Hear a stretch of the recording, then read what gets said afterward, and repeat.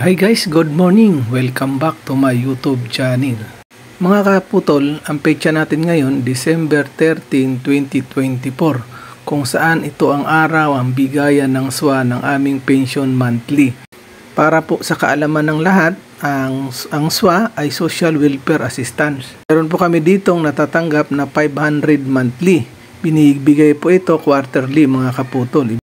Almost 6,000 din siya mga kaputol sa loob ng isang taon. Kaya naman lubos ang aming pasasalamat sa aming LGU sa pamumuno ng aming mahal na mayora kay Mayor Joy Belmonte mga kaputol. Ang sektor ng PWD o Person with Disability.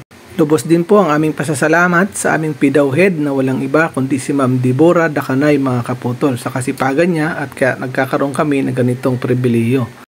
Malaking tulong po ito mga kaputol sa ating sektor, lalong-lalo na po sa mga kapwa nating PWD na walang hanap buhay talaga mga kaputol.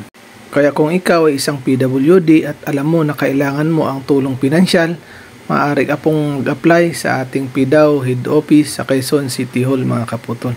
Kaya yan, maraming salamat sa inyong walang sawang pagsuporta. God bless po, mag-iingat tayong lahat. Magandang araw!